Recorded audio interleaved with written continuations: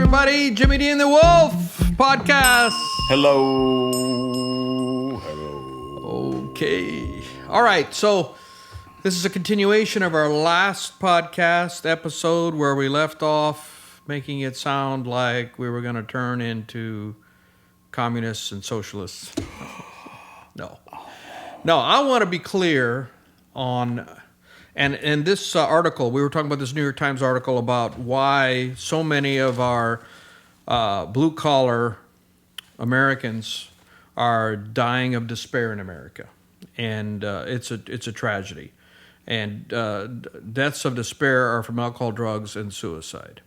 And it's becoming an epidemic. And we talked about healthcare, how we have an expensive healthcare system, and we're really not taking care of our people. And the authors made it clear, and I want to make it clear here. It says, what can be done about all this? It says, many solutions are obvious, if difficult to accomplish. The medical system should be overhauled to put a higher priority on health than on wealth for people who work in the industry, not for profit.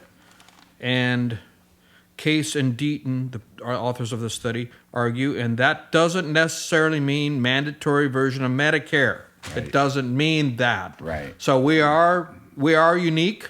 We are not like the European countries. I acknowledge that. But what we're doing isn't working, and let's acknowledge that the first step is acknowledging that we have some issues and we need to do an overhaul. Yeah. And here's the first thing that I would do if I was, they say that a benevolent dictator is the best source of government because you can do whatever you want. But benevolent. That doesn't work because it depends on the dictator, and power corrupts. Absolute power corrupts absolutely. But theoretically, if I had absolute power, the very first thing I would do is I would require that prices would be posted. And like I just had a colonoscopy a few months ago, and I tried to figure out what it was going to cost me in advance, and I couldn't. And there's so many people, and you keep getting bills because you got the doctor, you got the facility, the hospital, you got the doctor, you got the anesthesiologist, you got labs. And you keep getting bills, you're like, what the heck? You don't even know, man. You don't even know if they were involved. There's no connect with any of it. I've experienced this with my wife's many ICU stays.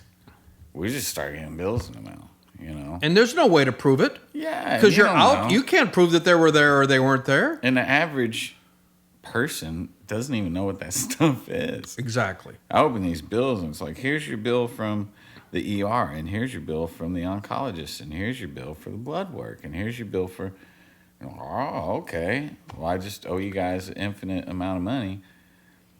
There's no communication. It's just a big F you, basically. Here's an example. Okay, so this colonoscopy, and I go in there, and they say, if you pay today, Mr. Walter, we will discount the facility fee for the hospital was, they said it normally is $1,400, but they said if you pay today, it'll be $1,020. And I said, okay, I can pay today, put on my credit card, let's do it. And I asked for some information about it, and the person taking the bill was really not very friendly. That was her job. She just took bills. She says, I don't answer any questions. Every day. I just do it every day. Just pay me. That's all I do. All I do is take care of the processing. I don't have any medical. I'm not a nurse. I'm a bill collector. So I pay that. And the doctor, I love my doctor. He did a great job. His bill was reasonable. The anesthesiologist did a great job. Anyway, so I get a bill from the hospital for $15. And I'm like, what's this $15? Doesn't say. And I started getting bill collector calls. And they said, Mr. Walter, well, are you going to pay this? How are you going to take care of this? And I said, what is this for? They said, this is for the facility fee. And I said, the facility fee? They told me if I paid in advance, it would be $1,020 or whatever it was. And they said, well, that was an estimate. It actually cost $15 more than that. I said, can you tell me what the extra $15 was? Well, I'll have a bill sent out to you, an itemized bill. So I get this itemized bill, and okay, it lists all these things, but I need an itemized bill of what I paid for so I can see where the extra $15, I could pay the $15, okay? But it's the principle of the thing. Where'd you come? Sure. If it was just an estimate, okay, if it's $1,400 normally and $1,020 if I pay it now, but that's just an estimate, what would keep you from saying, well, it actually was $1,400? Sure, nothing keeps them from doing that. Because and they do that on a consistent basis to people. And so I said, just give me an explanation of where the extra $15 came in. Yeah. You do this every day. There were like 5 patients doing the same thing at the same time that I was there. The procedure took only 3 hours. So the number of people they do it, they know what it costs. They know what's involved. Right. Where'd they come up with an extra $15? I just wanted to know. Because it's someone explain it's like Monopoly money. They're just calling it whatever they want to call it. Yeah, and they would never give me an explanation. So the first thing that I would do, I went on this tangent, you gotta do your prices. You gotta publish your prices. And there was an experiment of this somewhere. Well, I think some state or some municipality did this, and it was amazing how the fees for these different things there was no relation to reality when it shows the light of day. There's no okay, if standard. you're going to say we're a capitalistic society, let's use that. Let's put it in the light of day and say, okay, we're going to go capitalistic, and let's just use the invisible hand, Adam Smith, the visible hand of the market. Let's make that work. Let's go that direction rather than, okay, let's not do socialized, but let's go all in on the capitalistic, and let's know what the prices are so we can shop. Exactly. And we can go around and make those decisions. Because it's neither. The people that say, right. well, socialized medicine, that's dead set against capitalism. Well, it's not any form of capitalism the way it is now. So the argument is moot. We're in this. You can't. We're in no man's land. Yeah, we're no man's land. It's just broken, and it's neither. Yeah. It's not capitalism. It's not socialism. It's just neither. It's just this broken thing right now that's swallowing people. It's another story that was in the New York Times, a detailed story about a guy who had an actual case of a guy who had something to do with his neck. He had a messed up spine or something, and it had to do fusing of his neck or something like that. And it was kind of elective. It didn't have to happen. It was an emergency. He could plan for it. And this guy probably wasn't analytical because he went through it all. He knew that his company, he worked for a smaller company, but he was a very conscientious worker, and he wanted to make sure the bill was going to be low as possible for his company, even though the insurance was going to cover it. And he negotiated with the primary surgeon what the fee was going to be. I think it was going to be $7,500 for this procedure, whatever it was. It must have been a pretty detailed procedure. That's a lot of money. And he had everything worked out. He had talked to everybody, got it all planned out. And this is an actual case. I think I could find the article because this was not that long ago. It was in the last 5-6 years. And it gave him his name and everything. He was interviewed. And the procedure went fine. Everything was perfect. And here comes a bill for $112,000 for a secondary care physician. Not even a primary surgeon, secondary care surgeon. Like, what is this? Yeah. And so it was a guy from out of the HMO circle, out of HMO, so the costs aren't controlled. And he came in under the auspices of the head surgeon, and he could bill whatever he wanted. And it's like they scratch each other's back. Sure. The next time he's done in his HMO, and that surgeon goes over there as a secondary assisting surgeon and bills 6 figures. Yep.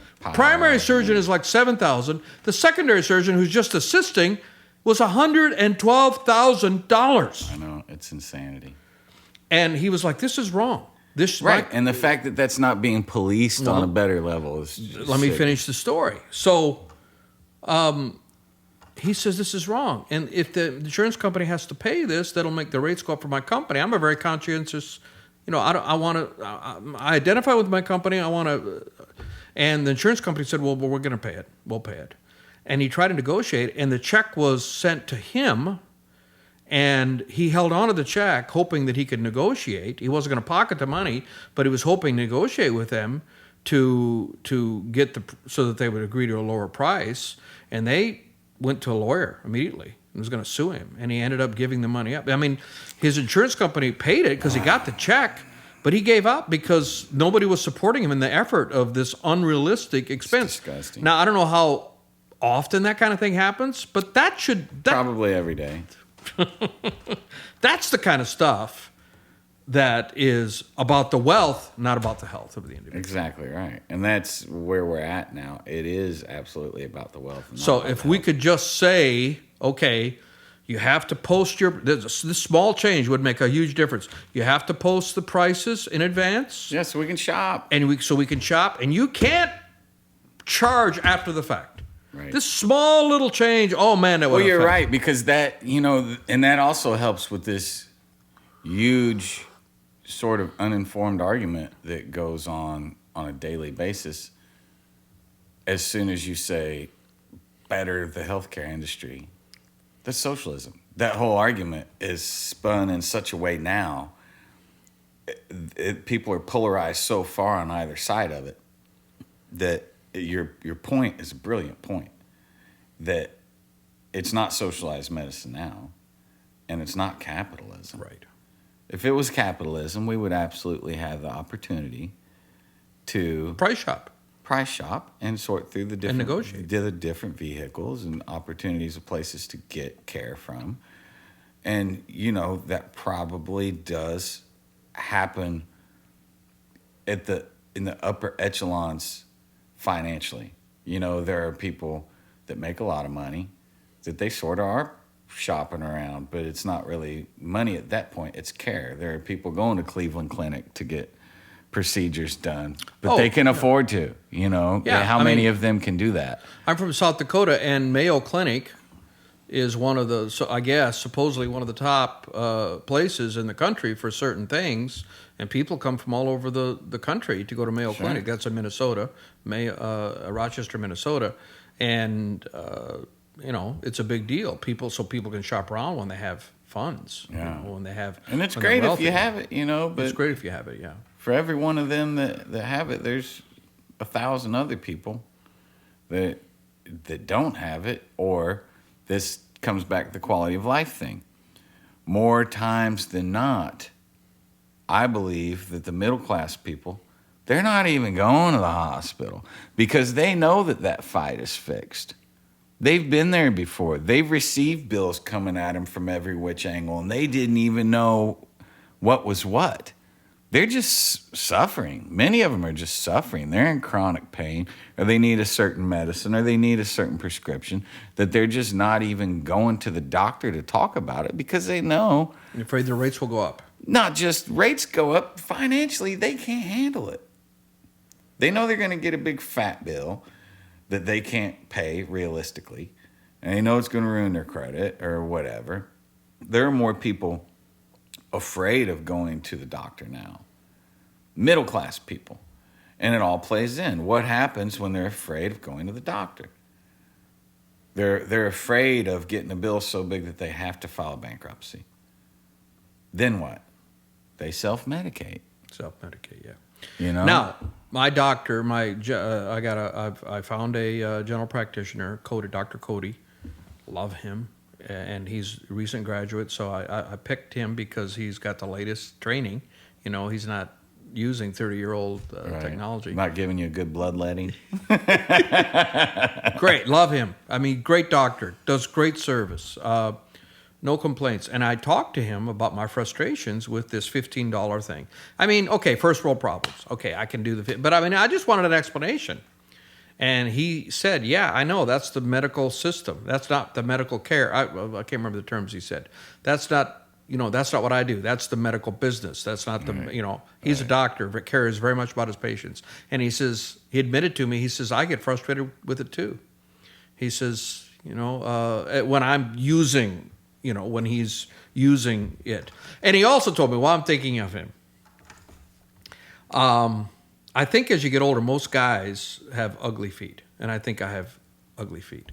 My toenails. I don't like the way they look. I'm sorry, I'm admitting this. So I'm talking to him in my last appointment, okay? And I said, because he had given me some stuff, and it didn't do anything. It didn't prove anything. This is going to another path. Admitting this. You're laughing.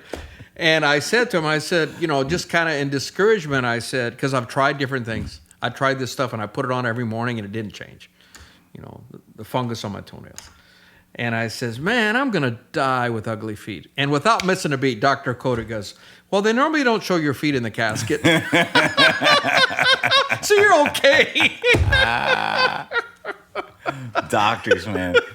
Doctors always have a wicked sense of humor because they've seen so much. Oh, yeah. He said, I've seen much worse. I said, ugly feet. He says, I've seen much worse. So, And he has. Anyway, so how much time we got? Do we got time to go on? We got plenty of time. Okay. I think, we're about 15 minutes in. Okay. They were talking about working class life in America is more difficult than other rich countries. And here's some interesting things they talked about in this talk about dying of despair in America, which was the subject that we've been talking about. Case in Deaton, they're a married couple who are both economists at Princeton, try to explain the causes of this problem, deaths of despair and the future of capitalism. They wrote a book. Their basic answer is that working class life in the United States is more difficult than it is in any other high-income country. European countries have faced the same kind of technological change we have, and they're not seeing the people killing themselves with guns or drugs or alcohol. There's something unique about the way the U.S. is handling this. And one of the things is inequality. We have income inequality in this country worse than almost any other developed country. Yeah, it's huge. The top 1% get 80% of the wealth, if not more, of the growth. I mean, the income inequality is, and it's about the worst it's ever been. Yeah. Since the robber barons of around 1900, when we had the antitrust, and in 1900 when we had the Rockefellers and the Carnegies now a lot of them gave back, but. I once read an article that tried to compare as best as possible the wealthiest people ever in the history of the world. Like Solomon was very wealthy in the Bible. And using some kind of measurement to bring everything to the equal value. And the top 5 people, this is a very interesting study, were from that era, around 1900, like Rockefeller. I think Rockefeller might have been at the top. Getty, those folks from that era, around the turn of the century. And that was when there was these huge conglomerates, and then we had antitrust. We took action. The country took action to break that up. We had antitrust, and coincidentally, unions were formed. Unions is a bad word for a lot of conservatives, but it was needed at that point in time. And now the issues we have is that they go on further in this country, the inequality. What has happened is that, this is very interesting to me, many of the problems aren't merely financial. Life for many middle and low-income Americans can lack structure, status, and meaning. People don't always know what days or hours they will be working from week to week. Yeah, sure. Your brother. Yeah. Your brother works at the Ford plant. Yeah. And he said that, I guess he knows his schedule, but it switches from day to night. Yeah, they flip him all over the place. They do that to police officers. To me, that is the most insane thing in the world. Those guys have one of the hardest jobs, most stressful jobs. And they're like, you work days, Monday, Tuesday, Wednesday, and then you work third shift, Thursday. It's like, if anybody on the planet we should be given like a set shift to, it's police officers. Well, nobody wants to have the night shift all the time, I suppose. I guess, but man, that's insane. So they often don't. And here's the thing that really impacted me today in 2020. Blue-collar workers often don't officially work for the company where they spend their days, which robs them of the pride that comes from being part of a shared enterprise. Now, your brother, if I can use your brother again. Absolutely. He works for Ford. Yes. At the Ford plant. Yes. But I could sense the pride of the Ford pickups. It's a Ford truck plant, right? Sure. He drives a Ford truck. And yes, and he is a proud. He has pride. He works for Ford. Yes. His check says Ford across the top. And he's a Ford guy through and through, man. So he wears the hats. He drives the truck. Yeah. The whole bit. If you many people used to associate the meaning of their life with what their corporation or institution was doing. And your brother is an example. I met him last week. Miners and factory workers identified themselves as such. Warehouse workers today, especially whose paycheck is signed by a staffing company, they don't have that pride. They can't. I mean, you're working for a temp. You're a hired gun. Yeah. And that's something. When I read this, I was like, wow. Mm-hmm. It's an inadvertent effect. It is. And especially for, many tradesmen, like if you want to make a good living, how do you do it now? How, if you didn't go to get a 4-year degree, what do you do to make as much money as you can provide for your family? There's a good chance that you become a welder. You become a union electrician or something like that. Or boilermaker, whatever, union journeyman. Those guys bounce all over the place. There are different power plants. There are different manufacturing plants. That sense of normalcy of driving to the same place, kind of like they had it in the 50s and the 60s. Oh, 70s and 80s. Yeah, 70s and 80s as well. You drove 90s even, you drove probably. to the place. You worked for the company. You were around the same people. You became friends with these people. Weekends, they grilled out. You went to their parties, things like that. There was a sense of community. There was a sense of family. We've lost so much of that. We've lost of that, yeah. As Americans, that now people feel very isolated. They feel very isolated. They feel very much like it's me against the world. It's me against the system. It's me against every other variable that's pushing against me, that's working against me in my life. The fact that I can't afford to go to the doctor and my back hurts, and I can't afford, my scripts, and I can't afford to take the break that I really need to take. There's just so much pressure on the working class now. And like we said in the last podcast, there are many variables, but they know in psychology that a human being's biggest fear isn't death, and it's not being hurt. It's being ostracized from a tribe. It's being ostracized. Voted off the island. Voted off the island is bigger punishment to human beings than being beaten, being killed, being whatever. Take all their belongings. Just make sure they have some sense group of belonging. Some sense of community.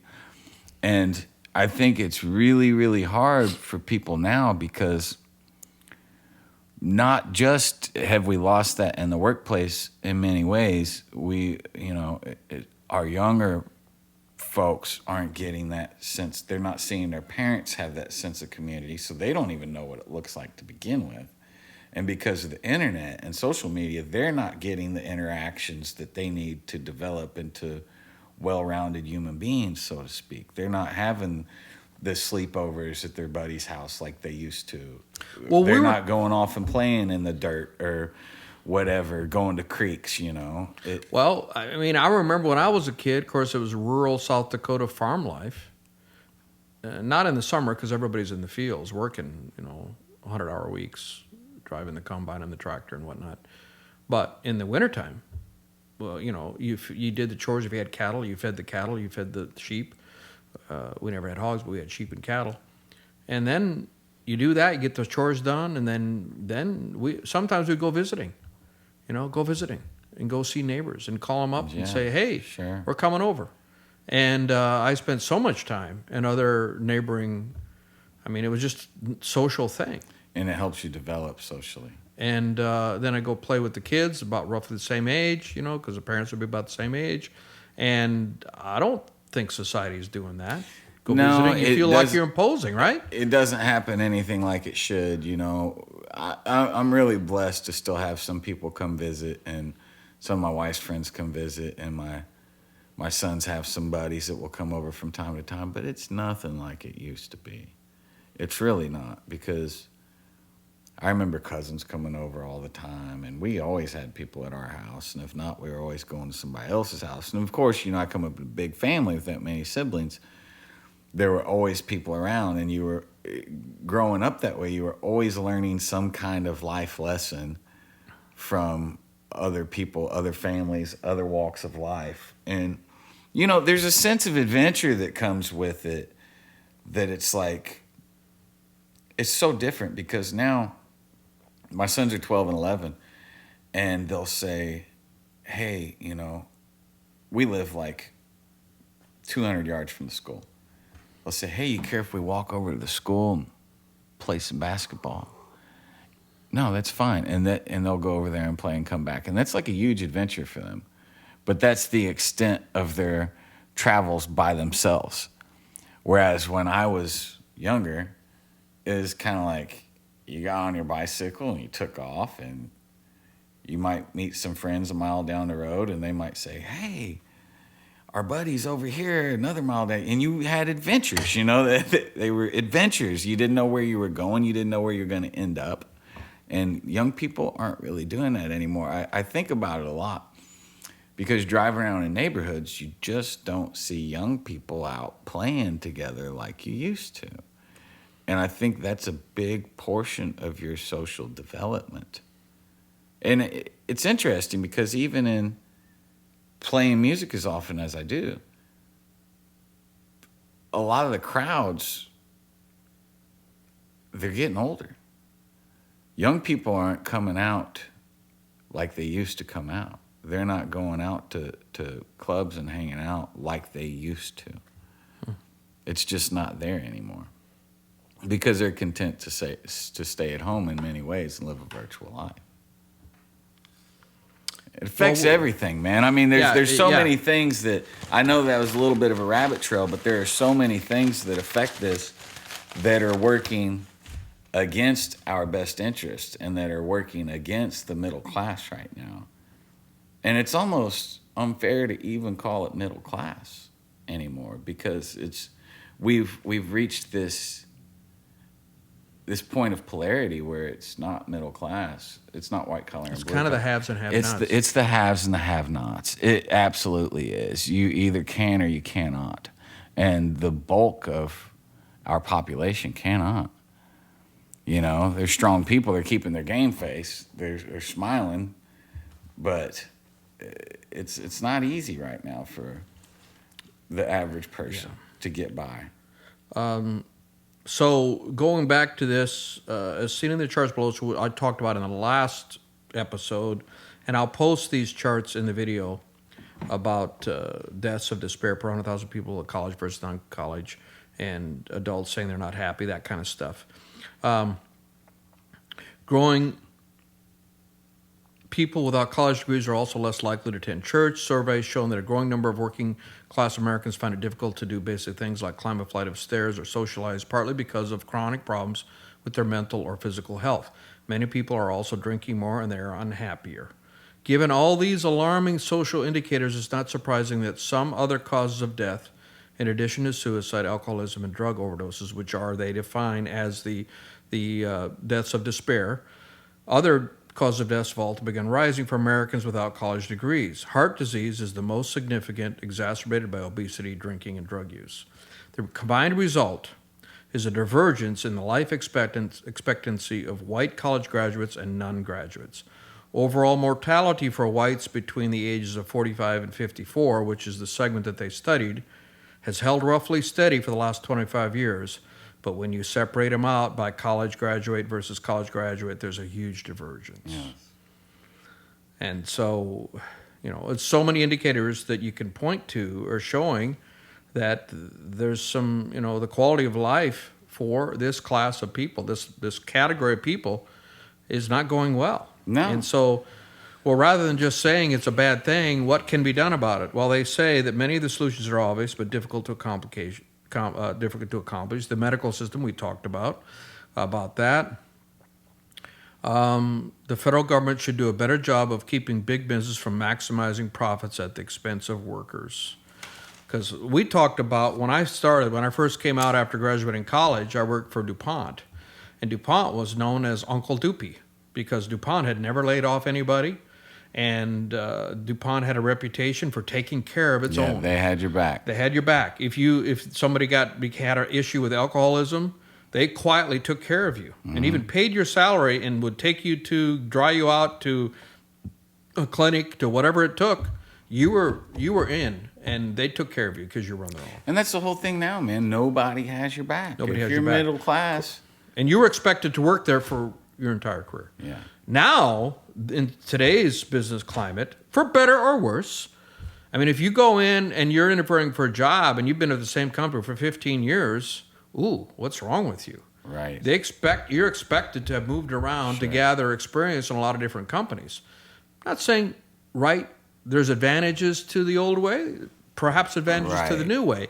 I'm just stating what's changed. And I don't know what DuPont is like today. I know it's changed rapidly. All of the branches that they were there, they've sold off the plastic division, sold off so many different parts that were. It's a completely different conglomeration now. Now it's into life sciences. They bought Pioneer, Seed Corn, and I don't know what the culture of that company is today.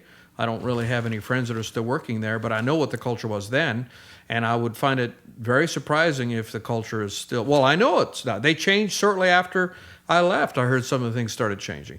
Like, for example, if you got transferred, because they would transfer people around within the company, and people would buy houses. So I bought my first house when I was 25 because I knew that if I got transferred, the company would buy it back because they want you to focus on your new assignment, not working about trying to get your house sold. They will buy it back from you if you can't sell it at the price you paid for it, plus any improvements. And they would call you up and say, did you put up any bookshelves? Give me the price of the wood you used, and we're going to add that to the price. Okay.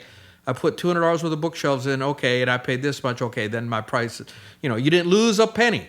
And even if the market went down, well, unfortunately, in early 90s, in Wilmington, Delaware, we had the first war, Iraq War, Kuwait and all that, and the housing market crashed, and DuPont owned in Wilmington, Delaware, where they were the biggest employer, they owned like 70% of the houses on the market because they bought so many houses, and they changed that policy because it was a huge hit against them. Huge blow because they had to buy all these houses and they couldn't sell them because the housing market tanked, and they had to change their policy. So I know they changed that, and I'm sure they changed a lot of other things as well, because in today's environment, if you're going to compete, you have to change with. If you're the only company doing that, you can't. It's going to be a competitive disadvantage. So they were probably forced to change. So we're in a different. This is a different time. Sure. 30 years, radical change in our society, for better or for worse. So we're not going to go back to that era. But how do we adapt and try to navigate to where you at least don't have people working 40 hours a week and blowing their brains out because they can't get by? That is unacceptable. And it's happening. And that's data. That's not your opinion or my opinion. So they're saying that, according to their article, and this is probably controversial among some of our listeners, governments at all levels should help more people earn college degrees, both four-year and meaningful vocational degrees, which you don't have to be a four-year, it could be. So other economic research has found that a college degree isn't simply a marker. Students who attend and graduate from college do better in life than otherwise similar students who didn't get the same opportunities. Graduates are more likely to be employed, earn more, marry, and stay married, be satisfied with their lives, be healthy, and live longer. These findings suggest that college itself brings long-term benefits. Both the classroom learning and the experience of successfully navigating college brings long-term benefits. So the BA versus non-BA divide just comes up again and again. Mm-hmm. So I'd like to hear from, this will be videos, and this is a controversial topic. Chime in. Let us know what you think. Yeah, I'd like to hear different people's opinion too. I mean, there's a consensus amongst a lot of people, especially conservatives, that trade jobs are underlooked, which may be absolutely true. I mean, there's lots of jobs,